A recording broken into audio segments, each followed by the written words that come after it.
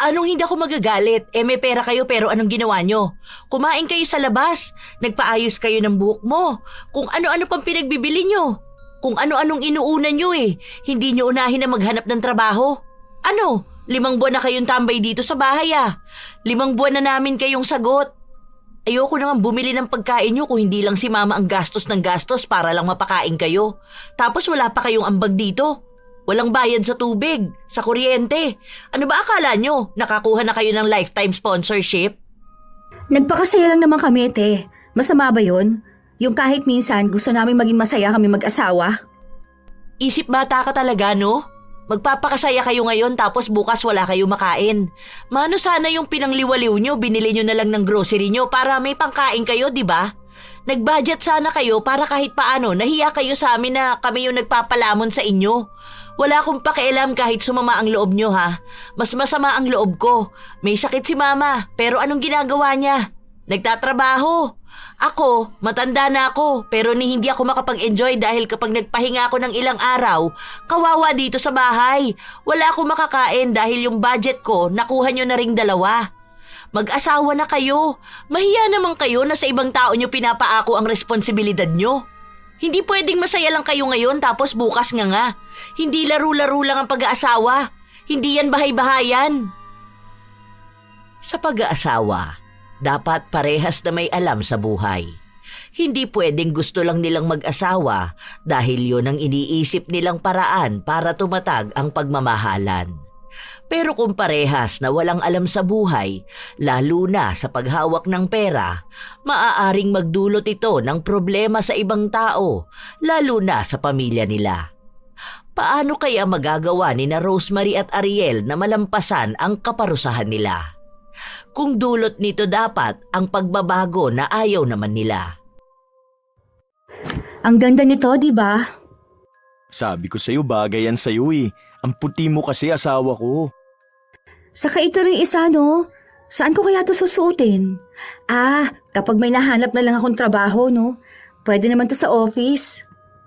Saka ito rin sa akin, bagong relo. Ang ganda. Matagal ko na tong gustong mabili. Paano pala yan? Wala ka ng trabaho. Okay lang yan. Ano ka ba? May pera pa naman tayo, di ba? May 4K pa yatang natira. Pang grocery na lang natin yung 2K niyan. Tapos pang-apply ko yung mga 200 pesos, no? Kasya naman siguro yun. Oo, pwede naman.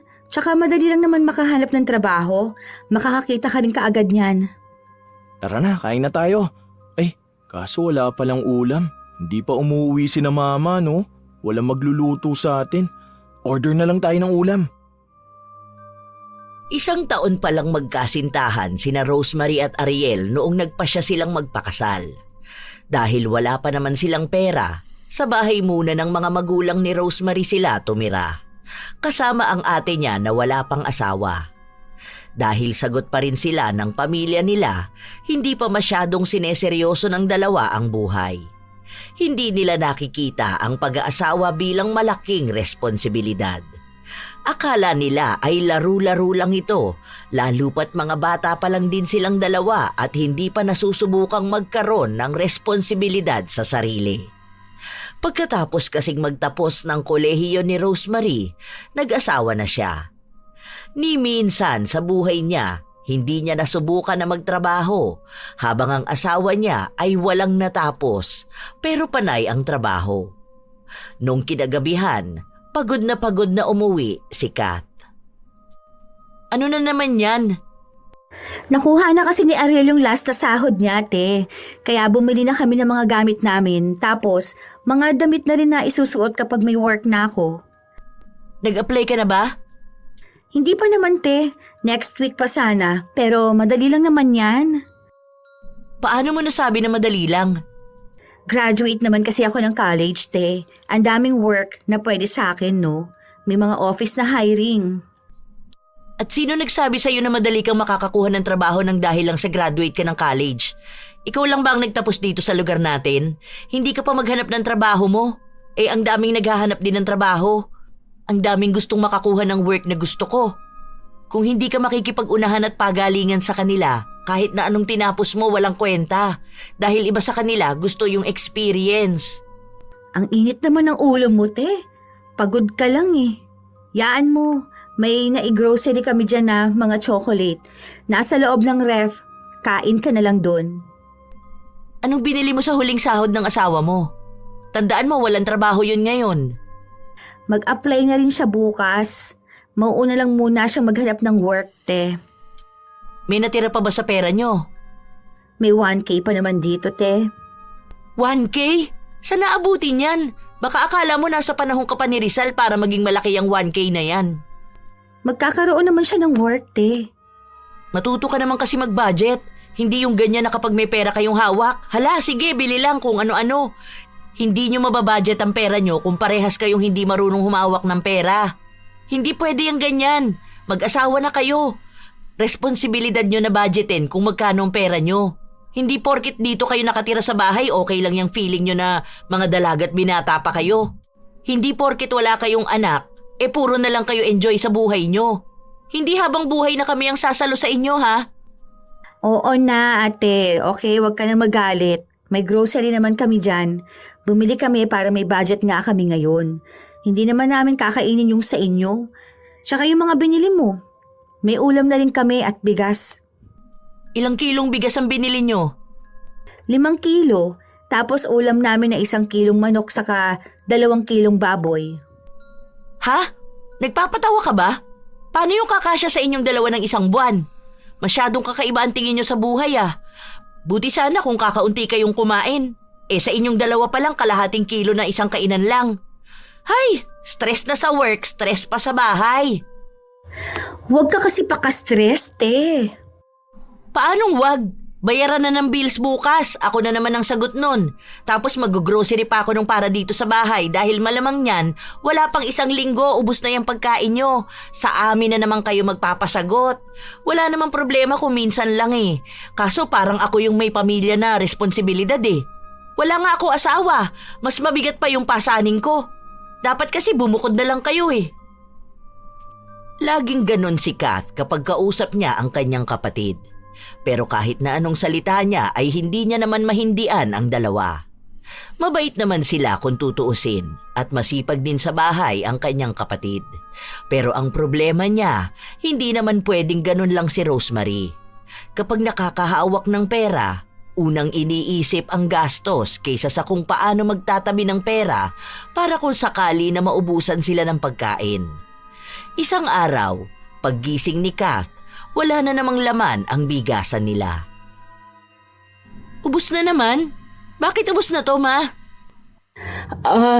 Ibinigay ko sa kapatid mo, nak. Nagsaing sila kahapon. Wala kasi tayo, di ba? Nasa work. Bakit mo binigay, ma? Sa atin yun eh. Ako bumili nun. Kasi nga wala silang makakain. Walang pera yung dalawa. Kahit magkano wala talaga. Ginamit ni Ariel kasi magpapamedical daw siya. Medical? May bagong makeup si Rosemary. Kaya hindi natututoy ang dalawa na yon kasi akala nila mga bata pa sila. May asawa na si Rosemary, ma. Hindi yan basta lang nagsama sa iisang bahay. Nagpakasal talaga sila. Hayaan mo na ang dalawa. Hindi pa sila sanay sa buhay may asawa. Hindi pa pala sanay. Sana hindi na muna sila nag-asawa, di ba? Kinukonsinti kasi. Ikaw, ang tanda mo na. May nararamdaman ka na pero nagtatrabaho pa rin. Yung anak mo may asawa na pero hindi pa rin nakakapagtrabaho. Ni hindi man lang muna tinulungan ng sarili bago nag-asawa. Hanggang ngayon pabigat pa rin. Huwag ka namang ganyang magsalita sa dalawa, anak. Mabait naman yun eh. Mapapakain ba sila ng kabaitan nila? Yun ba dahilan kaya nagpakasal sila kahit na wala silang alam sa buhay? Ano yun? Kahit walang trabaho, walang pera, okay lang? Kasi mabait naman sila mag-asawa? Paano na lang kung may anak na sila? Anong sasabihin nila sa anak nila kapag nagugutom? Okay lang yan mga anak, mabait naman kami ng papa mo. Buisit na yan. Dapat kapag may asawa na, bumubukod na ng bahay. Inis na inis si Kath. Kaya sa pagdadabog niya ay nagising ang mag-asawa. Pero hindi sila lumalabas ng kwarto dahil alam nilang pagagalitan lang silang dalawa. Nagugutom pa naman ako. Hindi naman ata day off ni ate ngayon. Papasok din yan mamaya sa trabaho. Magkakaroon naman na ako ng trabaho eh. Hayaan na lang muna natin siya. Ganyan lang talaga si ate. Kasi mabait naman yan kapag walang topak. Saka kahit na masasakit yung mga sinasabi niya, hindi naman din yan makakatiis Nagbibigay pa rin naman yan. Okay lang yan. Magbigay na lang tayo ng ambag natin sa susunod kapag may sahod na ako. Sige, okay na siguro yung 500 kada sahod, no? Para dito sa bahay, sa tubig, sa gasol, tapos sa kuryente, no? Oo, malaki na rin yun kasi hati-hati naman tayong gumagamit Hindi na siguro magagalit ate mo nun. Kapag may work ka na, punta tayong Tagaytay. Sige, pwede naman. Alam ko naman papunta dun Yun, salamat talaga asawa ko. Ano ka ba? Para sa ikasasaya mo, asawa ko. Pero halos isang buwan na ang lumipas, wala pa rin nakukuhang trabaho si Ariel. Hindi siya makapasok agad dahil nga wala siyang natapos. Wala na silang pera, kaya ang sumasagot sa kanilang dalawa ay sina Marta at Kat. Pero mas malaki ang gastos ni Marta dahil lahat ng pera niya ay inilalabas niya para sa pagkain ng dalawa. Malakas kasi silang kumain. Katumbas ng 3 tao ang bawat isa sa kanila. Kahit na hindi sila ang gumagastos sa pagkain, hindi nila nagagawang pigilan ang sarili na kumain ng sobra. Sa inis ni Kath, habang kumakain sila ay nagtanong siya. Ikaw naman, Rosemary, kailan mo balak magtrabaho? Maghanap ka ng trabaho para kung sinong mauna sa inyo ni Ariel, may magiging pera kayo. Magiging housewife na lang ako, te. Hindi na ako mag-work. Anong sabi mo? Housewife? Oo, gusto ko na lang yung ganun. Masipag naman ako sa bahay Ako na lang mag-aasikaso sa gamit namin ng asawa ko. Saka sa kanya na rin, kapag may work na siya, ipagluluto ko siya ng baon niya. Ganun. Masyado kang idealistic, no? Ano ba akala mo rito, mga eksena sa nobela? Hindi ganun ang buhay, Rosemary. Hindi yan pagiging basta lang housewife. Ni wala kang ang bahay. Ano nga asikasuhin mo, ha? May anak ka ba nga alagaan? Buti nga wala pa kundi kawawa yung bata. Okay lang naman sa akin yun, te. Okay lang sa inyo ngayon kasi sagot namin kayo O sige, tingin mo magkano magiging sahod mo sa isang buwan? Mga nasa 10K, te. 10K? Saan aabutin yan? May bahay kayo ngayon, paano kung nangungupahan kayo? Pinakamura na yung 3K nun. Paano pa yung tubig at kuryente? Yung pamasahe mo pa papasok sa trabaho. Yung pagkain nyo. Hindi pwedeng hayahay lang sa bahay dahil may trabaho ang asawa. Yung mga mayayaman nga, 2 pa silang mag-asawa nagtatrabaho dahil alam nila kulang na kulang yung sahod ng isa. Tapos ikaw, iisipin mo maging housewife? Nag-aral ka pa, di ba? Bakit si Ate Roxy? Okay naman siya maging housewife lang. O ganun yung pangarap ko At sino nagsabi sa'yo na okay sa kanya na housewife siya? Gusto na nga niya magtrabaho dahil yung sahod ng asawa niya kulang na kulang sa kanila. Isa lang ang anak nila ha. Partida 20K monthly pa ang sahod ng asawa niya. Ang problema kasi sa inyo, nakikita niyo yung pag-aasawa bilang fairy tale. Hayaan mo na lang muna sila, anak. Huwag na kayong magsermonan sa harap ng pagkain. Hindi pwedeng hayaan lang sila, ma. Hindi ganun yun. Ano, aasa sila sa'yo? Dapat nga hindi ka na nagtatrabaho dahil matanda ka na. Ni hindi ka na nga makaakyat ng hagdan. Tigilan mo kasi kakakonsinti sa anak mo. Hindi niya alam gaano kahirap ang buhay kasi ni hindi niya naranasan gaano kahirap magtrabaho. Kahit isang beses hindi yan pumasok sa trabaho. Bigay lang lahat ng pera niya. Hindi niya kayang paghirapan yon. Wala pa naman kasi silang anak. Yun na nga, wala pa silang anak. Kaya nga magtrabaho na muna silang dalawa para makaipon ng pera. Paano kung nabuntis yan si Rosemary? Paano kung nagkaroon sila ng anak? Ha? Paano yung gamit ng bata? Asa na naman sa'yo? Hanggang kailan sila aasa sa'yo? Hanggang sa uugod-ugod ka na? May plano naman kami, te. Wala ako nakikitang plano sa inyo. Ang plano nyo, puro gala. Nag-enjoy pa lang din naman kami habang wala pa kaming anak, te. Ayun na nga, puro enjoy. Kaya namin to, okay? Opo, te, kaya namin to. Huwag kang mag-alala. Hindi pa rin maintindihan ng dalawa kung ano ba ang ibig sabihin ni Kath. Dahil masyadong bata pa ang isip ng mag-asawa. Habang lumilipas ang araw, sagot pa rin ng mag-ina ang mag-asawa. hanggang sa nangungutang na si Rosemary sa ina. Kaso, pambayad to ng ilaw natin, anak. Hayaan niyo, ma. Kapag may work na si Ariel, kami naman yung magbibigay sa'yo. Babayaran ka namin. Gagamitin lang talaga pang apply. Utang ka na lang muna kay ate. Marami namang pera si ate, ma. Wala naman yung asawa eh. Tsaka may work naman siya. May pinag-iipunan kasi ang ate mo. Grabe yung pagtitipid nun ngayon.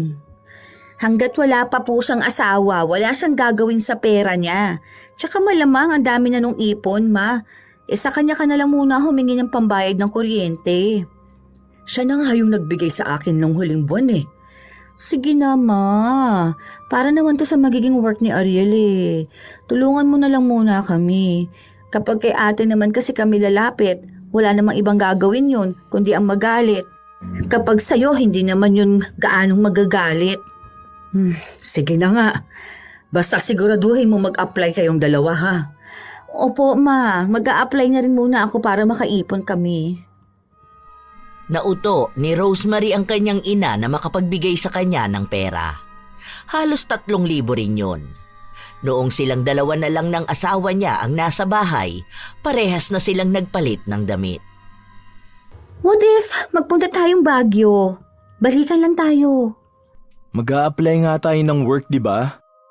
Pwede naman bukas na lang pagbalik natin, di ba? Itabi natin tong 300 pang-apply mo sa work.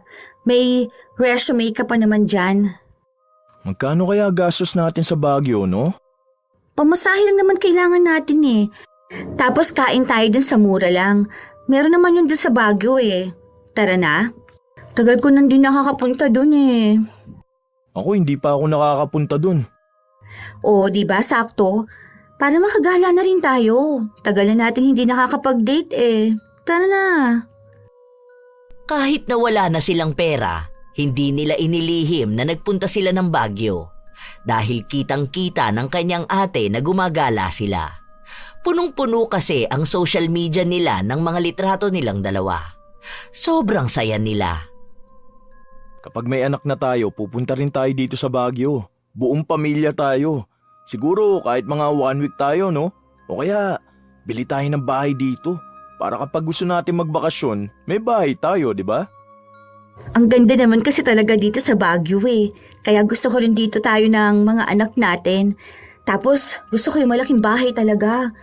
Tapos yung bibili tayo ng kotse natin. No? Para yun lang din ang service natin. Marunong ka naman mag-drive, di ba?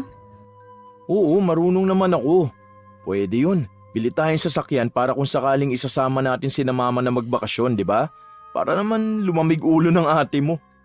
Ganun lang talaga si ate. Kasi naman hindi pa yung nag-aasawa. Ewan ko dun kung ano ba yung gusto niyang gawin sa buhay niya. Kung mag-aasawa pa ba siya. Lagi niyang sinasabi na mahirap daw magkaroon ng asawa dahil ang hirap ng buhay. Hindi naman tayo nahihirapan, di ba? Oo, hindi naman. Tsaka kapag mahal niyo talaga ang isa't isa, hindi na kayo mahihirapan yan sa buhay. Kasi may kasama ka na, di ba? Baka yun ang dapat na matutunan ng ate mo. Kasi tayo ang saya kaya nating dalawa. Mataas kasing pangarap no ni ate. Ewan ko sa kanya, puro sa trabaho eh. Sinasabi niya na kapag may asawa na siya, hindi na niya magagawa ang mga gusto niya. Kasi kailangan niya mag-focus na sa pamilya niya.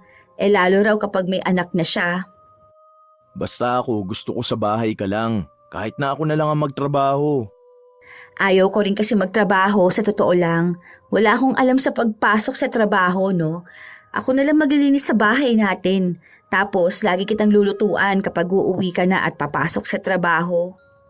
Ang swerte ko talaga sa asawa ko.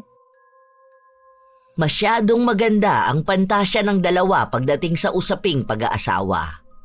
Nung umuwi na sila ng bahay, ilang linggo pa ulit ang lumipas, wala pa rin silang trabaho.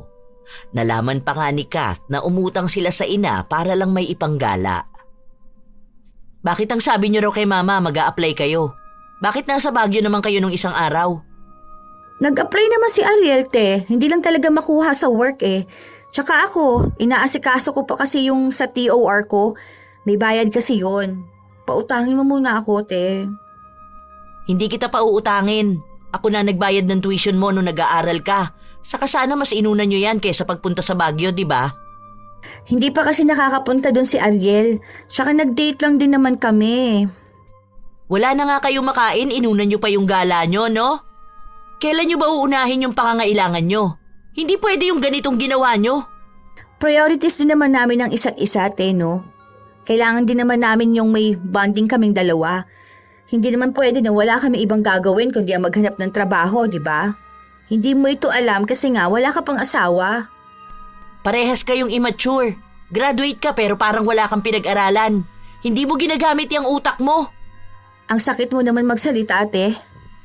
Paano hindi kita pagsasalitaan hindi mo naman talaga ginagamit ang utak mo? May asawa ka na't lahat-lahat aasa ka pa rin sa amin. Ewan ko na lang kapag naiwan kayo dito sa bahay. Ewan ko talaga kung may makakain pa kayong dalawa sa panay gastos nyo. Wala akong asawa, pero may responsibilidad naman ako na parang ako pa yung may binubuhay na mga pabigat. Sumama ang loob ni Rosemary sa kanyang ate kaya nagsumbong siya sa ina. Pinagalitan din siya ng ina pero nadaan naman niya ito sa puro na lang paawa. Sinabi nito na hindi naman daw dapat ganun magsalita ang kanyang ate. Kahit naman daw naging pabigat sila, darating din naman din ang araw na makakatulong sila.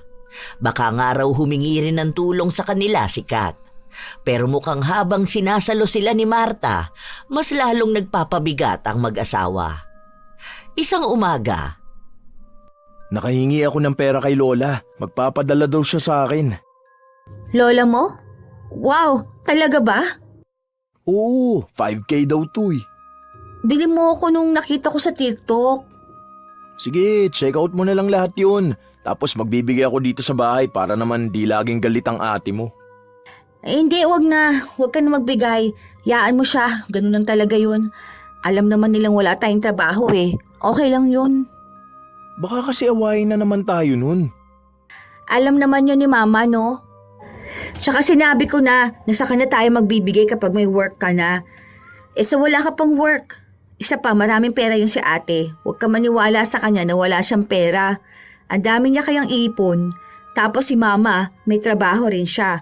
Kaya may pera yun sila. Tayo na lang muna ang isipin mo. Sige, basta order mo na yung mga gusto mo. Wag na pala. Sa ano na lang. Sa mall na lang tayo bumili. Tapos magpasalon na rin ba ako? Gusto ko magpalagay ng nails. Sige, ikaw ang bahala. Kung anong gusto mo, yun ang gagawin natin. Ibibigay ko lahat sa'yo. buong araw wala ang dalawa dahil kumain sila sa labas. Sa mga mamahaling kainan na para bang handa nilang ubusin lahat ng perang hawak nila. Para silang mayayaman na hindi problema ang pera. Nung umuwi sila, galit na naman si Kat. Bakit ba lagi ka nalang nagagalit Paanong hindi ako magagalit? May pera kayo pero anong ginawa nyo?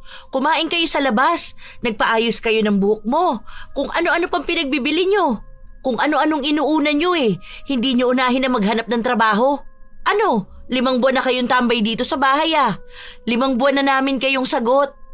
Ayoko naman bumili ng pagkain nyo kung hindi lang si Mama ang gastos ng gastos para lang mapakain kayo. Tapos wala pa kayong ambag dito.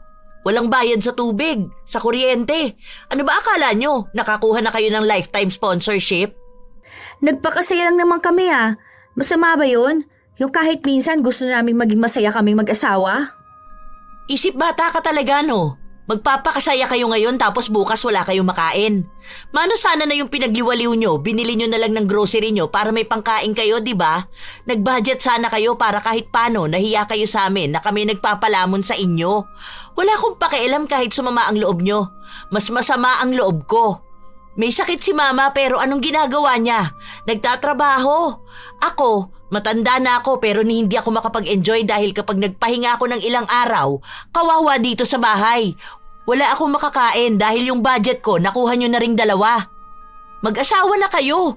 Mahiya naman kayo na sa ibang tao nyo pinapaako ang responsibilidad nyo. Hindi pwedeng masaya lang kayo ngayon tapos bukas nga. Hindi laro-laro ang pag-aasawa. Hindi yan bahay-bahayan. Okay, o di sige. Simula bukas maghahanap na kami ng trabaho. Total, yun naman ang gusto mo, di ba? Aba dapat lang. Dahil yun naman ang dapat nyong ginagawa. Hindi yun para sa akin ha. Para yun sa inyong dalawa. Hindi ako makikinabang sa magiging pera nyo kundi kayo mismo.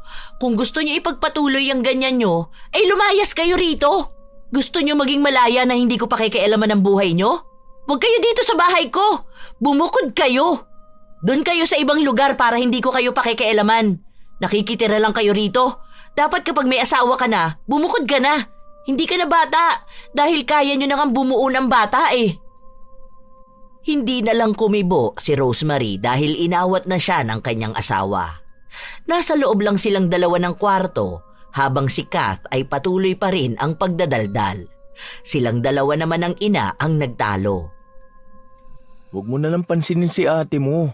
Ang sabi mo nga, ganyan lang talaga siya, di ba? Nakakasama kasi ng loob. Hindi ko naman kasalanan na hindi niya ma-enjoy ang buhay niya, di ba? Eh di gumala na lang din siya. Ang dami niyang pera eh. Sasabihin niya na naman na wala siyang ipon dahil binayad niya sa tuition fee ko. Sus! Hindi ko naman sinabi sa kanya na siya magbayad, di ba? Tsaka ayoko naman kasi talaga mag-aral, pinilit lang nila ako. Gusto ko nga nasa bahay lang ako lagi eh. Ayoko nga magtrabaho eh. May interview ako bukas, kaya alam ko na sure na ako makakapasok doon. Gusto mo ba bumukod na lang muna tayo ng bahay? Magpapagawa na ba tayo ng bahay natin? Gusto ko yung 3 palapag ha. Pwede naman. Magkano kaya yung lupa, no? Eh, dito na lang tayo. Tapos ipagawa natin yung taas nito tapos doon na lang tayo titira. Para hindi tayo pakialaman ni ate. Sama talaga ng loob ko sa kanya. Sige, kapag may trabaho na ako, ipapagawa na natin yan. O tapos bibili tayo ng magandang sofa tapos TV. Oo, kahit na anong gusto mo, mabibili rin natin yan lahat. Basta magkaroon lang ako ng trabaho. Ang daming pangarap na binubuo ang mag-asawa. Na para bang ganun lang din kadali ang buhay para maabot yon nang wala silang ginagawang pagsisikap. Wala naman sa kanila ang magiging tagapagmana o kaya ay may malaking pera na hinihintay. Lahat ng gagawin nila ay makukuha sa pagtatrabaho o kaya ay sa hingi sa mga kaanak nila. Ilang araw pa ang lumipas, nagkaroon na ng trabaho si Ariel. Habang nasa trabaho siya, nasa bahay lang si Rosemary. Ikaw ba nak? Kailan ka magtatrabaho? Eh bakit pa ma? May trabaho naman na ang asawa ko. Hindi naman sasapat yung sahod niya. Sasapat na yon ma. Masipag naman si Ariel. Tsaka malaki na ang 10K na sahod. 2 lang naman kami eh. 2 kayo. O tapos 10K lang ang sahod niya. Hindi pa bawas doon yung kaltas niya sa SSS, pag-ibig, at kung ano-ano pa. Tsaka tama naman ang ate mo. Na hanggat wala pa kayong anak, magtrabaho ka na muna. Mas mabuti na may ipon kayo ng asawa mo.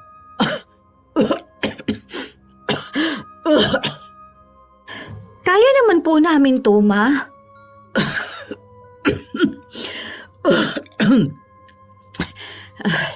Nag-aalala kasi ako sa inyo. Eh paano kung wala na ako, hindi ba? Sino na lang ang tutulong sa inyong mag-asawa? Hindi kayo sasaluhin ng ate mo, sinasabi ko sa'yo. At ayoko ring obligahin siyang tulungan kayo. Kasi malaki na ang sakripisyo ng ate mo para makapag-aral ka. Ang laking pera yung nawala sa kanya para lang makapagtapos ka. Di wala siyang naipundar sa sarili niya. Eh hindi naman na po ako nag-aaral. Ngayon siya mag-ipon para sa sarili niya. Gusto ko na talaga sanang umalis sa trabaho ko.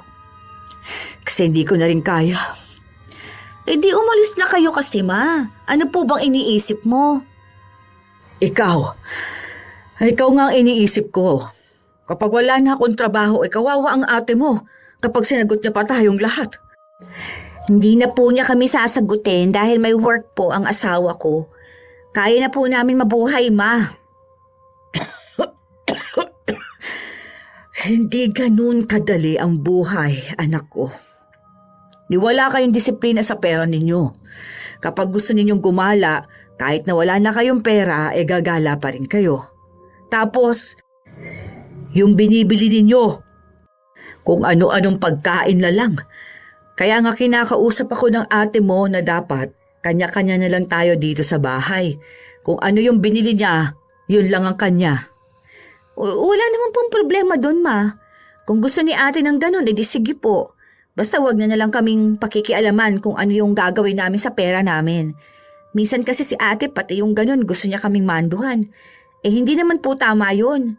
Kasi dapat, usapin na yun ng mag-asawa, tapos palagi pa siyang galit. Ang gusto kasi ng ate mo, yung matuto rin kayong dalawa ni Ariel. Alam naman po namin ang ginagawa namin, ma eh. Kaya wag na po kayo mag-alala ha. Ilang araw pa ang lumipas, wala na namang pera ang mag-asawa. Tapos wala na rin silang pagkain. Kaya ang sumasagot na naman sa kanila ay sina Marta at Kat. Kahit na galit si Kat, hindi niya matiis ang dalawa na walang makain. Noong sumahod na ulit si Ariel, kung ano-ano na namang pinagbibili nilang mag-asawa. Ano na naman yan? Bumili lang kami ng bagong gamit dito sa bahay, te. Automatic washing talaga? May washing machine naman na dyan, di ba? Sumasakit kasi yung kamay ni Rosemary kapag mano-mano siyang naglalaba. Tsaka para naman din dito sa ating lahat yan, te. Para kapag day off mo, di ba? Hindi ka na magpapakapagod na maglaba. Magkano yan? Naka-sale yan, te. Nasa 7K lang. 7K lang? Saan ka kumuha ng pera mo? Magkano lang ang sahod mo? Kada kinsenas, 4-5 lang ang inuuwi mo. Nangutang siya dun sa katrabaho niya, te. Alam niyo ba kung magkano ang magiging bill natin yan kung yan ang gagamitin niyo? Yung katrabaho ko, ibinenta niya yung ganyan niya. Alam niyo ba kung bakit? 3K ang bill nila sa tubig. Tubig pa lang yun. Tingin niyo kaya niyo magbayad ng 3K monthly sa tubig pa lang? Ha? Paano pa sa kuryente? Paano yung pagkain niyo? Kaya naman yun, te. Puro ka na lang kaya. Ang layo mo sa realidad ng buhay. Rosemary, hindi ibig sabihin na hindi ka nahihirapang kumita ng pera. Ganun lang yung kadali kitain. Palibasa hindi ka umalis sa poder namin kaya hindi mo alam kung gaano kahirap mabuhay. Puro kaluho. Ayan ka na naman ha. Para naman sa ating lahat to eh. Naku, hindi ko kailangan yan. Kaya ko maglaba kahit na wala niyan. Pati ba naman paglalaba hindi mo pa kaya? Anong gusto mong gawin sa buhay mo? Magbuhay Reyna ka? Reyna na walang kaharian? Ha? Niwala kayo kahit anong gamit. Kapag pinalayas ko kayo ngayon, makakain nyo ba yung binili nyo na yan? Ano? Wala kayong nabiling grocery, no? Wala kayong kahit magkano? Ano, uutang na naman kayo kay mama, pamasahe, papasok sa trabaho? Saan kayo kukuha ng baon ni Ariel? Sa pinamili ko na budget ko buong kinsenas? Okay lang naman yun eh. Tsaka para saan pa na pamilya tayo, di ba? Kahit na hindi na lang tayo maging pamilya, kung ganito lang din naman. Anak, huwag ka naman magsalita ng ganyan. Nakita mo na? Inuubo si mama. Ilang buwan na yung ganyan. Pabalik-balik din yung lagnat. Pero hindi makapagpahinga dito sa bahay dahil iniisip na wala siyang pangsustento sa inyong mag-asawa. Ikaw rin naman kasi, ma. Isa ka pa eh. Tamang konsinti ka dyan sa anak mo. May asawa na yan. Hayaan mo yung matuto sa buhay. Matututo rin naman sila, nak. Huwag mo nang laging awayin. Hindi yan matututo, ma. Dahil alam nila na may laging sasalo sa kanila kapag walang-wala na sila. Hindi sila nagpapakahirap, kaya akala nila lahat na lang kaya nila. Hindi pwedeng lagi niyong sasabihin na pwede yan, na kaya yan. Hindi ganun ang buhay. Napakahirap magkaroon ng responsibilidad. Ibabalik na lang namin yung binili namin. Yon ang tama. Sige, para masugatan na lang ang kamay ko kakalaba. Di ba yun naman dapat? May asawa ka na. Anong gusto mo, buhay dalaga ka? Wala ka pang anak niyan ha? Ewan ko na lang kung ano mangyayari kapag may anak na kayo. Naku, baka umiyak ka sa hirap ng buhay. Tapos ang iuuwi lang na pera ng asawa mo, wala pang 5,000. Sige, hindi ka naman naaawa sa akin eh. Hindi talaga ako maaawa. Hindi mo ako madadala sa pangongonsensya mong ganyan. Kapag kami umalis ni mama rito, aba, ewan ko na lang kung ano mangyayari sa inyong mag-asawa. Puro kayo luho. Bakit? Masama bang mangarap ha? Ang bobo mo kausap, Rosemary. Hindi mo naiintindihan yung sinasabi ko. Hindi ko sinabi na bawal kayong mangarap. Pero kung puro lang kayo pangarap, walang mangyayari. Ano ba akala mo? Gugustuhin mo magkaroon ng mansyon pero hindi kayo kumikilos para makuha yon. Nagtatrabaho naman po ako, te. Hindi kita minamaliit ha, pero yung sahod ko kada kinsenas, sahod mo ng 1 buwan. Pero tingin mo ba may napala ako? May naipundar ba ako? Wala kahit ano, di ba? Yung cellphone ko 5 taon na sa akin. Takot akong palitan dahil baka maubusan ako ng pera. Na baka kapusin ako ng budget. Tapos kayo ganyan? Mangarap kayo, pero wag puro pangarap lang. Kumilos kayo. Pero kahit anong pagtatalo nila, hindi pa rin nakikinig ang mag-asawa. Halos 3 araw pa lang pagkatapos ng sahod ay nauubusan na agad sila ng pera. Nangungutang kay Marta para sa pamasahe at yung pagkain naman ay sagot ni Kat. Ilang linggo pa ang lumipas, sahod na naman ni Ariel. Nasa labas silang mag-asawa at kumakain. Mag-uuwi pa ba tayo sa bahay?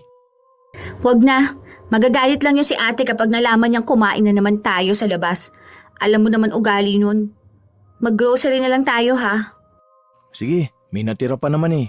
Itong 1K itabi natin para savings natin to. Kada sahod ko magtitira tayo ng 1K ha, para mag-iipon tayo. Punta tayong ibang bansa. Kapag nag-anniversary tayo, dun tayo sa Hong Kong. Kaya naman natin yun, di ba? Kaya nga mag-iipon tayo ng 1K kada sahod ko para makapunta tayo dun. Huwag na lang natin ipaalam kay ate yung plano natin kasi magagalit na naman yun eh. Iwasan mo na lang din na makipagtalo sa kanya kasi hindi ka naman mananalo dun eh. Mas matanda kasi yun, tapos masakit magsalita. Hayaan mo, konting tiis na lang. Makakabili din tayo ng sarili nating bahay. Gusto kong tumira sa kondo. Gusto ko yung maganda yung kusina, ganun. Meron ba nun dito? Sa Manila ba? Pwede ka namang doon na mag-work, di ba? Mas malaki yung magiging sahod mo kapag ganun. Oo, pwede rin yun. Sige, doon tayo titira. Alam ko naman na basta mahal natin ang isa't isa, makakaya nating harapin lahat yun. Aasenso rin tayo. May papakita natin sa kanila na kaya nating dalawa. Tama. Gusto ko ipakita kay ate na mali ang mga sinasabi niya sa atin. Na kaya naman talaga nating dalawa maabot yung mga pangarap nating dalawa. Hindi na niya pwedeng maliitin kung anong meron tayo. Matapos nilang kumain sa labas, namili na rin sila ng mga pagkain nila. Taas noo pa si Rosemary na umuwi sa bahay nila, bit-bit ang mga pinamiling pagkain. Naabutan niyang naroon na ang ate niya dahil wala naman itong pasok sa trabaho. Mabuti naman naisipan niyo mag-grocery ng pagkain niyo. Ano yan? Bakit puro naman chichirya? Puro biskwit? Para po yan kay Rosemary, para hindi na siya bumibili sa tindahan. May bigas kayo? May ulam? May toyo, mantika, bawang, sibuyas? Ano, may shampoo ba kayo? May sabon? May toothpaste kayo? Wala ate, meron pa naman dyan eh. Anong meron? Akin yun! Binili ko yun, hindi yun kasama sa budget nyo. Dahil budget ko yun para makasurvive ako sa buong kinsenas. Hindi naman yun mabilis na mauubos, te. Mauubos yun dahil kasama kayo eh. Hindi pwedeng ganun. Kailangan kumpleto yung binili nyo. Wala pa kayong ambag sa bigas. Sana inuna nyo na lang munang bilhin yun, di ba? Tapos saka kayo bumili ng chichirya na isang malaking karton kapag may natira sa pera nyo. Hindi nyo talaga alam kung anong priorities nyo, no? Alam mo, te, puro ka na lang ganyan. Ayaw mo maging ganito ko? O sige, huwag kayo makikihati sa meron ako. Oo, sige. Huwag ka rin hihingi sa amin, ha? Kahit kailan hindi ako nang hingi. Huwag na kayo mag-away te, bibili na lang kami bukas. Bibili kayo bukas tapos wala na namang matitira sa pera nyo. Tapos wala ka na namang pamasahe. Uutang ka na naman. Hindi pwedeng laging ganon. Hindi ba kayo nagsasawa pa ulit-ulit ang ginagawa nyo? Nagtitipid na kami ngayon te. Nagsisimula pa lang kasi kami, kaya hindi pa rin ganun kahalata. Pero totoo na talaga to te. Gawin nyo! Hindi yung puro na lang ganyan. Nagkanya-kanya sila nung unang 3 araw. Pero wala na namang makain ng dalawa kaya nakiusap si Marta sa kanyang anak para sagutin muna ang pagkain nila. Halos 1 linggo na rin kasing hindi pumapasok ang ginang sa trabaho niya, lalo pat lumalala ang kanyang ubo. Wala na namang nagawa si Kat. Dahil kahit madaldal siya, hindi niya kayang kumain nang hindi pa kumakain ang kanyang mga kasama. Hanggang sa dumating na naman ang isang araw na sahod na naman ni Ariel. Wala siyang pasok sa trabaho kaya gumala silang mag-asawa. Ang ganda pala dito sa Enchanted Kingdom. Mahal, salamat ha. Sobrang saya ko talaga na nakapunta ako rito. Ini-spoiled mo talaga ako. Sinabi ko naman kasi sa'yo eh, lahat ng gusto mo ibibigay ko sa'yo, di ba? Ganyan kasi kita kamahal. Nakakainis ka naman. Kinikilig tuloy ako. Oh, huwag ka na lang muna mag-upload na nasa galaan tayo ah. O bakit naman? First time ko lang makapunta dito, no? Eh, baka kasi makita na naman ang ate mo. Kung ano na naman ang sabihin nun kapag uwi natin, di ba? Mamaya, bungad na naman nun. Palagi na lang tayo nasa galaan. Ayoko naman yung lagi na lang kayo nagtatalo. Sus, hayaan mo yun si ate. Wala lang yun. Magagalit lang naman yun pero wala na siya magagawa. Di ba? Saka nandito na tayo eh. Tsaka si ate, mabait naman yun. Minsan lang talaga masama yung bunganga nun, lalo na kapag stress yun sa work niya. Eh gusto na kasi yun mag-resign. Oh, bakit hindi pa siya mag-resign? Narinig ko nga na nag-uusap sila ni mama. Wala siyang ibang ginawa kundi ireklamo yung mga katrabaho niya na toxic nga raw. Tapos gusto niya nang umalis sa work niya. Ewan ko dun kung bakit ayaw niya umalis sa work niya. Eh panay lang naman yun ang sabi na gusto niyang umalis, no? Pero hindi naman niya ginagawa. Pwede naman yun eh. Tapos saka siya maghanap ng trabaho, di ba? Andiyan naman si mama. May pambili pa rin naman ng pagkain. Nag-work kaya si mama. Ay teka, upload ko na tong pic natin na to ha. Ang ganda ng pagkakakuha mo sa akin eh. O ano, saan na tayo kakain? Hindi ko alam. Ay, ayun. Doon tayo. Kaso parang medyo mahal. Okay lang yan, kakainin mo rin naman yan eh. Saka mukhang masarap oh, kasi ang daming bumibili. Tara, kain na lang muna tayo. Nagpakasaya ang dalawa. Gumastos ng pera na para bang wala na silang ibang paggagamitan. Pag-uwi nila, ang tanging laman na lang ng bulsa nila ay 200 piso. Nagastos na rin kasi nila yung pera na sinabi nilang iipunin daw muna nila para makabili sila ng sarili nilang bahay at sasakyan. Pag-uwi nila ay hindi kumikibo si Kat. Hindi siya nagsasalita. Si mama, ate. Ay, hindi mo lang sumagot. Diretso agad sa kwarto. Baka nasa kwarto na si mama, tapos baka pagod lang ate mo. Hayaan na natin, pagod na rin naman kasi ko eh. Matulog na tayo, may pasok pa ako bukas, di ba? Nagugutom ako. Ano kayang ulam? Kain na muna tayo. Ay, ginisang sardinas? Naku, ayoko niyan, asawa ko. Ano bang gusto mo? May barbecue pa ata dyan sa labas. Tara, bilhin muna tayo. Ayoko kasi niyang sardinas eh. Feeling ko mangangati ako tapos ang lansa pa. May 200 pa naman tayo, di ba? Bilhin lang tayo kahit nung tag 100 lang. Hati na tayo dun. Kahit na sabihin nilang yun lang ang halaga ng gastos nila, sumobra pa sila dahil bumili pa sila ng soft drinks. Hindi raw kasi makakakain ng maayos si Rosemary kung walang ganong klase ng inumin. Ang sagot niya, may pera naman sila kaya bakit sila magtitipid? At ang pera daw ay ginawa para gastusin. Kaya kahit na yun na ang huling hawak nila, inubos na nila. Ang tanging natira na lamang ay ang pamasahe ni Ariel papuntang trabaho, pero wala pa siyang pamasahe pa uwi. Kinabukasan, maagang nagising si Rosemary para maghanda ng pagkain ng asawa. Wala na nun si Kat. Maagang pumasok sa trabaho dahil ayaw niyang maabutan ang sinuman sa mag-asawa. Ma, bakit wala na tayong karne dito? Di ba may binili kami? Kailan ba kayo bumili? Last month. Oh, anong araw na ngayon, anak? Hindi pa naman namin naluluto lahat yun ah.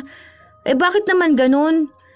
Parang ang naaalala ko, nagluto ka lang sinigang ng isang araw, hindi ba? Ang sabi mo pa nga, yun kasi ang request ng asawa mo. Wala na ba tayong ibang lulutuin? Wala nang laman yung ref na kahit na ano? Wala naman na anak. May delata dyan. Kaso inulam na namin ng ate mo kagabi. Bumili lang siguro kayo ng ulam ninyo. Wala na nga kaming pambili, ma. Oh, di ba kasasahod lang ng asawa mo kahapon? Nag-date kasi kami, ma. Naubos na namin. Ang akala ko kasi meron pa kaming pagkain dito. Wala na. Hindi naman ginagalaw ng ate mo yan. Anong niluluto ni ate? May sarili na siyang maliit na ref doon sa kwarto niya. Nakatago doon yung mga pinamili niya. Lahat yon. May maliit din siyang lutuan doon. Nagbibigay nilang siya ng pagkain sa akin. Oh, paano yun? Wala man lang kaming makakain ni Ariel? Grabe naman si ate ma. Bakit naman ganun na yung ugali niya? Hindi na ako nagtatrabaho, nak. Wala na rin akong pera. Kaya lahat ng gastos ko, nakaasa lang ako sa ate mo. Kasama na yung gamot ko. Kaya hindi na rin niya kaya na pagsabayin yung pagbibigay ng pera sa akin at yung pambuhay sa inyo ng asawa mo. Sana kasi bago kayo gumala, bumili na muna kayo ng pagkain ninyo. Paano naman kami niyan, ma? Hindi ko alam, anak. Nagalit si Rosemary sa kanyang ate at sinabihan itong madamot pero hindi siya pinapansin ng kapatid. Halos 3 araw na silang hindi nagkikibuan. Tuwing kakain si Kath, andoon lang siya sa loob ng kwarto niya kasama ang ina. Minsan, ipinanghihingi ni Marta ng pagkain ng dalawa pero hindi talaga nagbibigay si Kath. Sinasabi niyang oras na raw para magkanya-kanya na sila. Hindi pwedeng aasa lang sina Rosemary at Ariel sa kanilang dalawa. Lalo na ngayong wala ng trabaho si Marta. Mas lalong hindi nakakayanin pa ni Kath na gumastos para sa mag-asawa. Habang yung mag-asawa, walang ibang iniisip kundi ang mga sarili lang nila. Isang hapon, habang walang pasok si Kath, nagdatingan ang maraming parcel ni Rosemary. Ang dami niya na. Ano naman sa'yo? Tapos magpapaawa ka kay mama na wala na naman kayo makain ng asawa mo. Pera naman namin to. Okay, sige. Sabi ko nga. Kahit naman anong sabihin ko sa'yo, madamot ka pa rin naman eh. Pinaghirapan ko naman yung pinagdadamot ko. Kayo nga nag-e-enjoy sa buhay nyo tapos ako hindi pwede. Nag-iipon naman ako para sa sarili ko. Kaya bahala na kayong dalawa ng asawa mo. May karma yung nagdadamot sa kapatid. Mas may karma naman yung gastador na asa sa pera ng iba. Hindi ako takot sa karma dahil nakarma na ako na naging kapatid kita. Okay. Naging mas lalong maldita si Rosemary pero kapag walang-wala na sila, nangungutang sa kanyang ina. Habang ang ina naman ay hindi na bumibili ng gamot para lang ibigay sa kanya. Noong nalaman niyo ni Kath, galit na galit siya sa ina. Hindi na niya ito binigyan pa ng pera. Ang ibinibigay na lang niya ay mismong gamot. Sakto lang din ang pagkain na bigay niya dahil kapag may sobra ay ibinibigay lang sa kapatid niya. Kaya hindi ito matuto-tuto na magtipid at unahin ang prioridad sa buhay. Hanggang sa isang araw, sinugod sa ospital ang kanilang ina.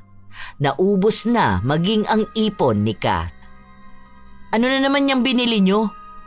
Matagal na kasi namin gusto magkaroon ng TV. Alam niyo bang kailangan ni mama ng pera? Na hindi ko siya mailabas sa ospital?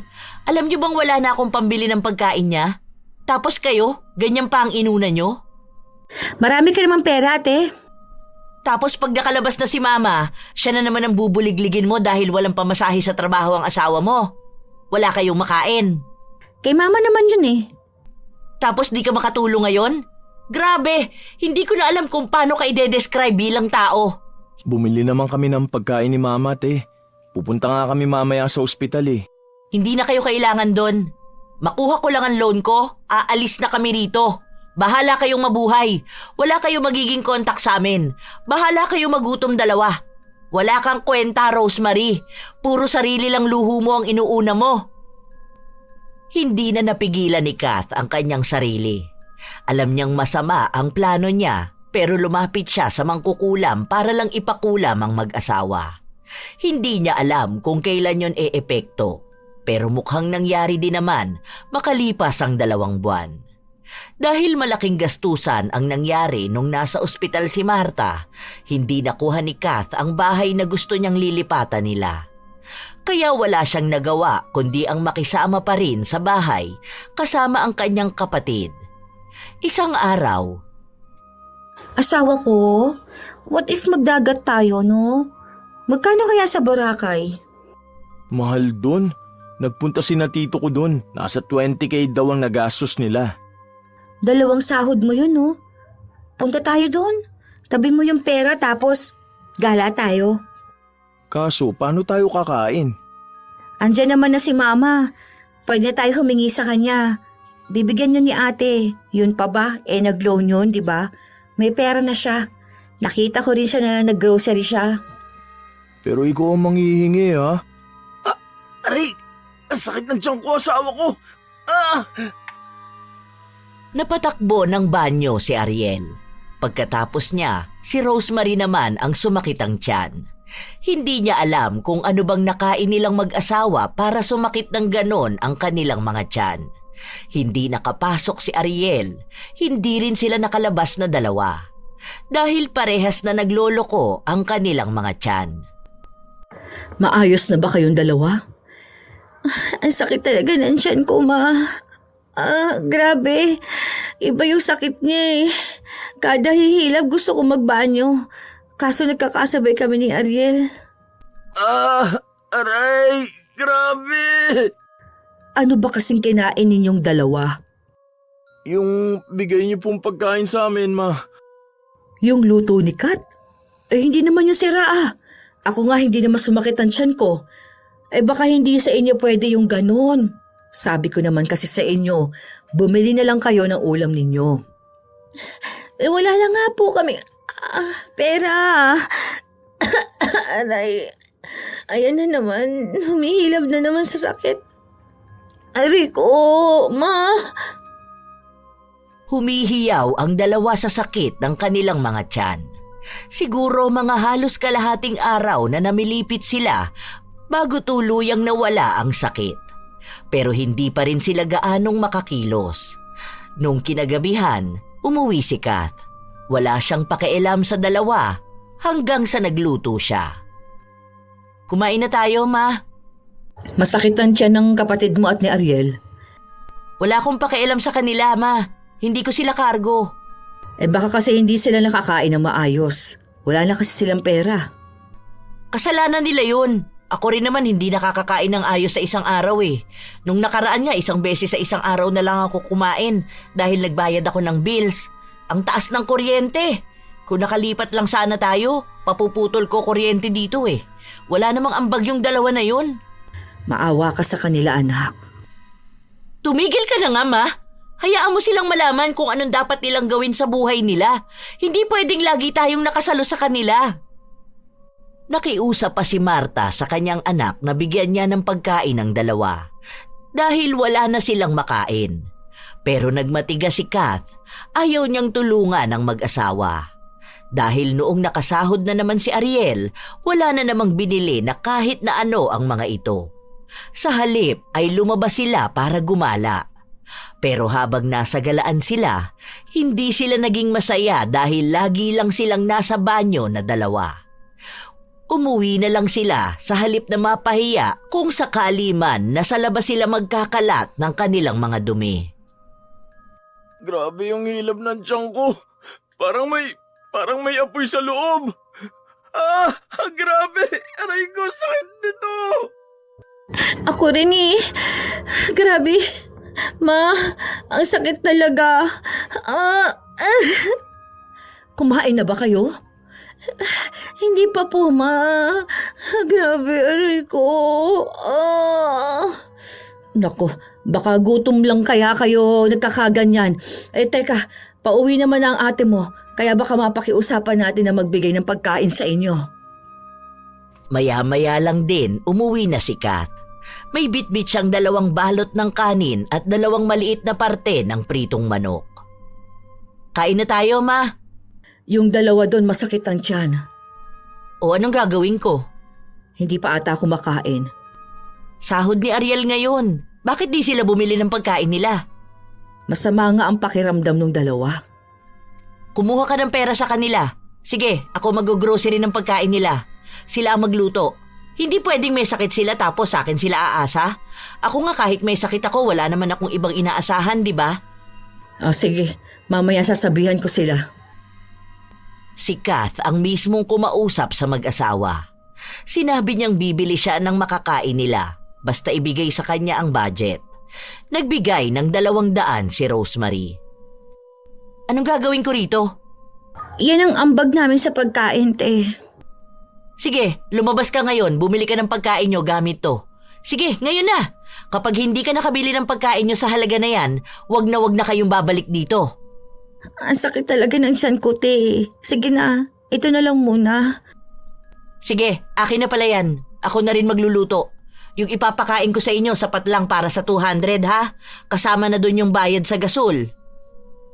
Akala ng mag-asawa, masarap na ulam ang kakainin nila.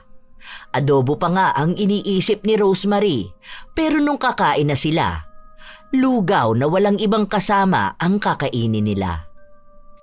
Te, ano ba naman to? Pagkain nyo, ano akala mo? Sapat ang 200 para may makain kayo? Ayan, sakto yan. Kung lugaw at asin ang kakainin nyo araw-araw, malamang kakasya ang 200 pesos nyo sa loob ng buong kinsenas. Hindi ko lang alam paano nyo lulutuin kung wala kayong gasol. Ma, si ate, huwag naman ganito ipakain sa amin. Sakit ng tiyan ko. Humihilab na nga eh.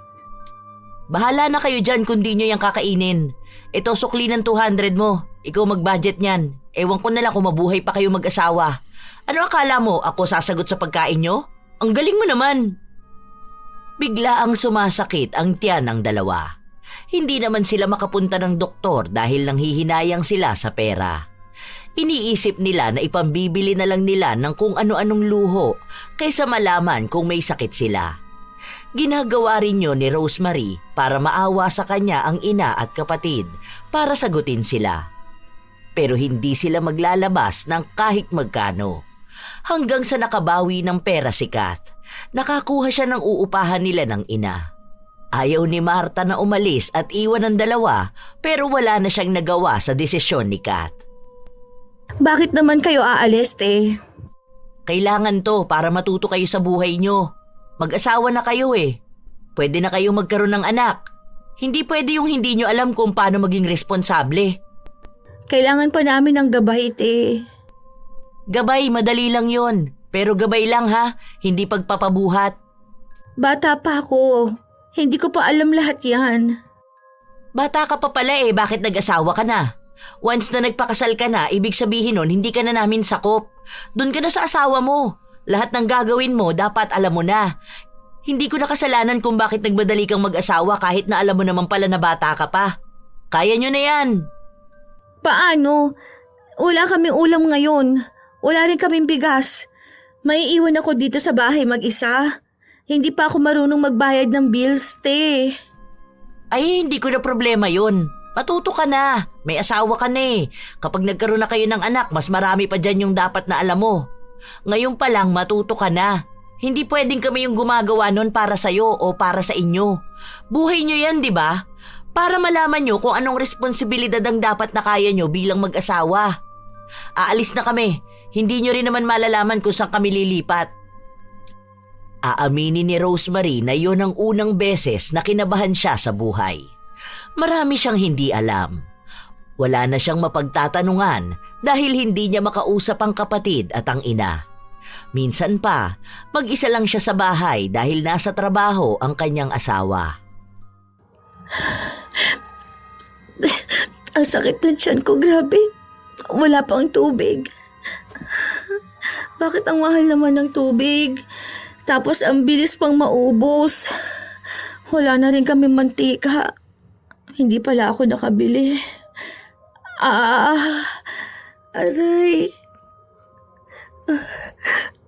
Pahirap na naman ng pahirap tong sakit ng tiyan ko. Hindi pwedeng hindi ako kumain. Ano ba yan? Naiiyak na si Rosemary sa kanyang nararamdamang sakit. Dagdag pa na wala siyang ibang alam sa gawaing bahay. Hindi niya rin kayang bumili ng gasol dahil ubos na ang pera nila. Hindi niya kasi alam na ganun pala kamahal yun. Samantalang noong kasama niya ang ate niya, hindi siya nag-aambag. Si Kath mismo ang bumibili ng ibang gamit sa bahay. Kaya nung nawala si Kath, ang daming nagbago sa buhay nila.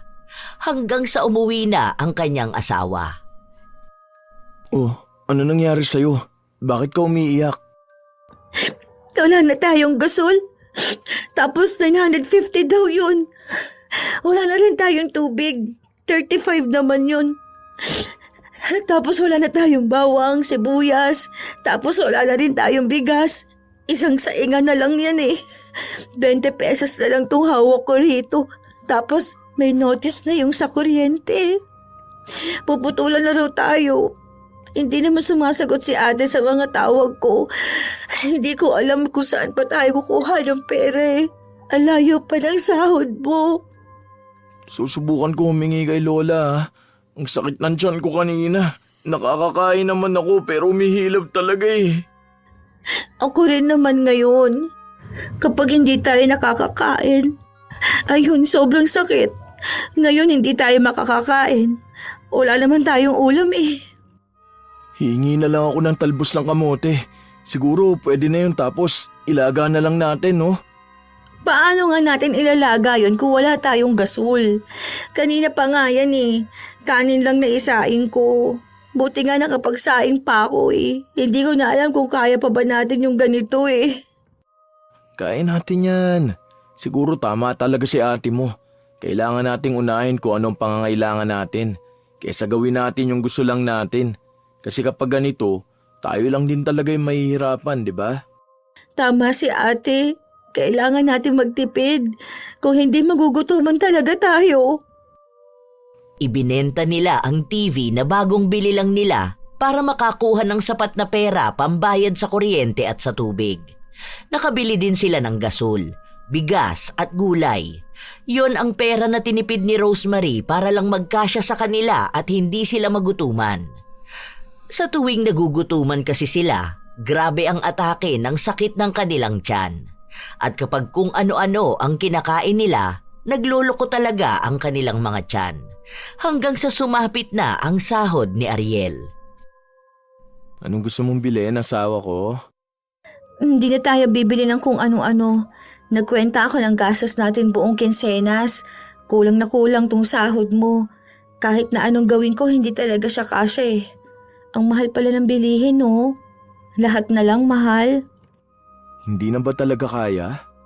Hindi tayo magiging maayos kung isa mo lang ang nagtatrabaho. Naisip ko na magtrabaho na rin ako hanggat wala pa tayong anak. Kasi ngayon ko lang din naiisip yung sinasabi ni ate noon eh. Tayo pa nga lang hindi na natin kaya. Paano pa pag nagkaroon na tayo ng anak? Sure ka ba na gusto mo talaga magtrabaho? Hindi mo pa inasusubukan kahit isang beses, di ba?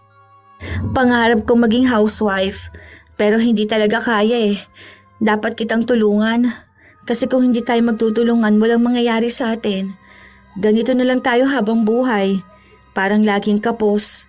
Hindi pwedeng magkamali ng gastos. Kasi baka ilang araw tayong walang kakainin. Ang hirap talaga ng buhay ngayon. Lalo na kapag walang sumasalo sa atin. Yung wala si mama ko, saka si ate ko na laging nandyan kapag sobra-sobra tayo sa gastos noon. Sige, magtabi ka na lang dyan kung magkano ba ang kailangan mo sa pag-a-apply ha? Yung magagamit mo para magkaroon ka na ng trabaho. Pero habang wala pa, maghahanap ako ng part-time job para may dagdag tayong pera. Ngayon ko naiintindihan na kailangan pala talaga marunong tayo humawak ng pera. Hindi yung kung ano lang ang gusto natin gawin at bilhin, yun lang talagang susundin natin.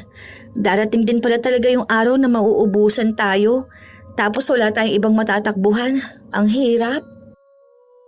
Ilang buwan pa ring walang koneksyon si Rosemary sa kanyang ate at ina. Hindi niya alam kung ano na ang ginagawa ng mga ito. Noong una ay nagtatampo siya dahil pakiramdam niya ay itinakwil na siya o kaya ay tuluyang kinalimutan. Pero nung mga sandali na malaman niya kung bakit yun ginawa ng kanyang ate, nauunawaan niyang para pala talaga sa kanila yun. Para mamulat siya sa realidad ng buhay.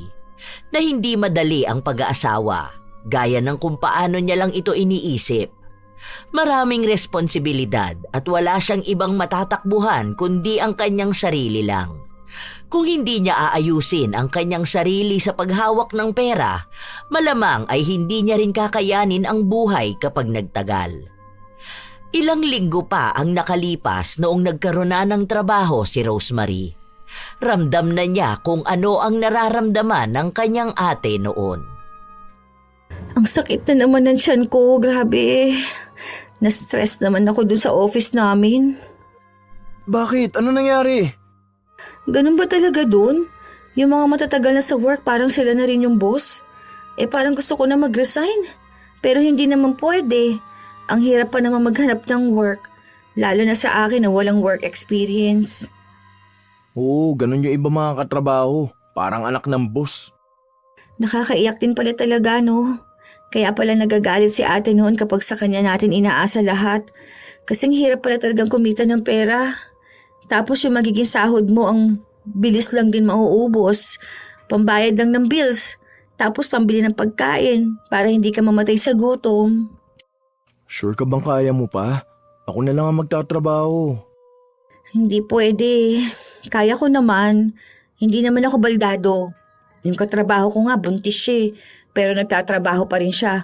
Sabi nga niyang hindi pa sapat yung ipon nila mag-asawa para sa panganganak niya. Partida ha, ang laki pa ng sahod nilang dalawa. Tayo pa kaya? Gusto ko na nga mag-abroad para naman kahit papano makaipon tayo. Mahirap din naman yung sa abroad. Hindi ko naman kaya yung malayo tayo sa isa't isa, no? Hayaan mo, kaya natin to. Magtitiis na lang ako sa mga katrabaho ko. Basta ang alam ko lang makakasahod na ako sa 15. Unang sahod ko yun. Grabe, kaya pala sobrang halaga ng pera sa mga tao, no? Napakahirap pala talaga kitain ng maliit na halaga. Parang ngayon na pinaghihirapan ko na yun. Alam ko na kung saan ko dapat dadalhin Hindi katulad noon nagastos ako ng gastos nang hindi ko naman pera. Kaya akala mo, anak ako na milyonaryo. Matuto na rin tayo mag-ipon para kung magkakaroon tayo ng anak, hindi na tayo mahihirapan para may nakahanda na para sa pamilya natin. Naging mas matatag ang samahan ng mag-asawa. Lalo pat ang isa't isa lang ang kanilang maaasahan. Naging mahigpit na si Rosemary sa pera, lalo pat hirap na hirap siyang kitain bawat sentimo. Natuto siyang bilhin kung ano lang ang kailangan nila. Maghanap ng pinakamura na pasok sa budget. Magtipid at huwag maging maluho. At higit sa lahat ay natuto na rin silang mag-ipon. Hanggang sa isang araw, umuwi silang mag-asawa na may naghihintay sa tapat ng kanilang bahay. Teka, si ate at si mama yun, di ba? Hala, oo nga. Te! Ma! Oh, ay mabuti naman umuwi na kayo. Kanina pa kami nandito. Saan naman kayo galing dalawa, ha? Ano? Kung saan-saan na naman ba kayo gumala? Hindi galing kaya kaming work. Kauuwi lang namin tapos nag-grocery kami. Tara, pasok kayo sa loob. We, may work ka na? Totoo ba yan? Opo, siguro mag-aanim na buwan na siya dun sa trabaho niya. Talaga ba? O mabuti naman natagalan mo yung trabaho mo na yon. Panay nga po siya reklamo sa mga katrabaho niya Paano ba naman kasing hindi ako magreklamo, di ba? Ang bida-bida nila dun. Kung hindi ko lang talaga kailangan ng trabaho, hindi naman ako magstay dun, no? Ang hirap din naman mag-apply. Ang daming interview. Tapos hindi ka naman tatawagan. Ang galing Kaya mo naman pala Sabi sa'yo pakawalan mo lang yan si Rosemary. Hahanap yan ng paraan paano mabubuhay. Mabuti na lang pala talaga umalis kami. Alam mo, te, ang mahal pala ng mga bilihin. Hindi ko akalain na yung 2K ko hindi pa nabili lahat. Ang mahal ng mga sabon panlaba, tapos yung kuryente ang mahal pa monthly, tapos yung gasol. Grabe, parang kada sahod mo na-hold up ka kagad ng mga bilihin. Dalawa pa lang kayo niyan Paano pa kung may anak na kayo? Mas mahal ang gatas, no? 1,000 ang halaga nun. Tapos yung ibang kailangan pa ng bata. Isa pa dyan, kapag nagpapaaral na kayo. Ay, nako, Diyos ko po, kung alam mo lang gaano kamahal ang gastos. Kaya nga bilib ako sa'yo, te. Naging breadwinner ka. Tapos pinag-aral mo pa ako. Tapos sagot mo pa lahat. Ang galing mo nga Sus, nang uto ka pa no? Kumusta na po pala kayo? Buti na padalaw kayo. Ito si mama kasi, ang kulit. Nag-aalala siya sa anak niya na baka raw hindi na kumakain, kung ano na nga raw ang lagay dito. Inaalala ko rin kasi na laging sumasakit ang tiyan nila, hindi ba? Ay, yung sakit po ng tiyan, medyo minsan na lang siya umaatake. Pero hindi na po siya gaya noon. Maging disiplinado lang po talaga kami sa sarili namin. Hindi na to sumasakit. Buti ngayon may disiplina na kayo, no? Meron na po talaga. Ang dami nagbago sa amin mag-asawa. Tapos lahat ng mga pinagsasabi nyo sa amin, ngayon lang din po namin nalaman na totoo pala talaga yon. Hindi pala sapat ang pagmamahal para mabuhay ang pamilya. Dapat may pera pa rin. Ay, salamat naman. Buti na lang talaga natuto din sa buhay. Sige nga, anong ulam ba lulutuin mo? Patikim nga kung masarap ka na magluto. Iyon ang bagong simula para sa kanila. Naging maayos silang pamilya, kahit na hindi na bumalik sa bahay sina Kath at Marta. Hinayaan na lang nila ang dalawa na doon manirahan. Nagbibigay din sila ng payo kapag kailangan ng dalawa, pero mas hinahayaan nilang kumilos ang mag-asawa para matuto sila. Nawala rin naman ang kulam na ginawa ni Kath sa mag-asawa dahil nakita naman niyang maayos na ang mga ito at nagkakaroon na ng disiplina. Sa panahong kasalukuyan, wala pa ring anak ang dalawa, pero mas lalo nilang pinag-iigihan ang buhay para mabigyan nila ng magandang buhay ang kanilang magiging anak. Hindi talaga biro ang pag-aasawa. Maraming bagay ang kailangang matutunan, kasama na rito ang pagkakaroon ng disiplina sa sarili at sa pera. Ang pag-unawa na hindi lahat ng gusto ay kailangang makuha agad sa pamamagitan ng walang tigil na paggastos. Sa pag-aasawa, hindi sapat ang pagmamahalan lang. Hindi sapat ang pangako, ang lambing at ang plano para sa kinabukasan kung walang konkretong kilos. Ang tunay na pagsasama ay nasusubok hindi sa panahon ng saya, kundi sa panahon ng kakulangan. Doon makikita kung marunong bang magtiis, maghintay at magpigil ang mag-asawa para sa mas mahalagang bagay. Hindi kasalanan ang mangarap ng magandang buhay, ngunit nagiging mali ito kapag inuuna ang luho kesa sa pangangailangan. Ang disiplina sa pera ay hindi lang tungkol sa pagtitipid, kundi tungkol sa paggalang sa pinaghirapan ng bawat isa. Sa tulong ng pamilya at sa kinabukasan na sabay ninyong binubuo. Dahil ang bawat pisong ginagastos ng walang isip ay pisong ninanakaw mula sa mga darating pang araw. Bago pumasok sa pag-aasawa, matutong manindigan sa sariling paa. Matutong mag-budget, mag-ipon at magtiis. Hindi nakakababa ng pagkatao ang magsimula sa kaunti. Mas nakakahiya ang umasa habang may kakayahang kumilos. Tandaan na ang pag-aasawa ay hindi takbuhan ng luho, kundi pagsasanay ng responsibilidad at pagkakaroon ng disiplina, hindi lang sa sarili, kundi pati na rin sa paghawak ng pera. Wala namang problema sa pag-aasawa, mga apo. Pero sana ay matutunan na may kaakibat na responsibilidad ang bawat desisyon. Kayo ba? Paano nyo nagagawang i-budget ang inyong kita nung nagsimula na kayong magkaroon ng pamilya? Maaari din kayong magbahagi ng inyong sariling karanasan, kaakibat ng inyong opinyon ukol sa ating bagong kwento. Naway may aral itong naihatid sa inyo.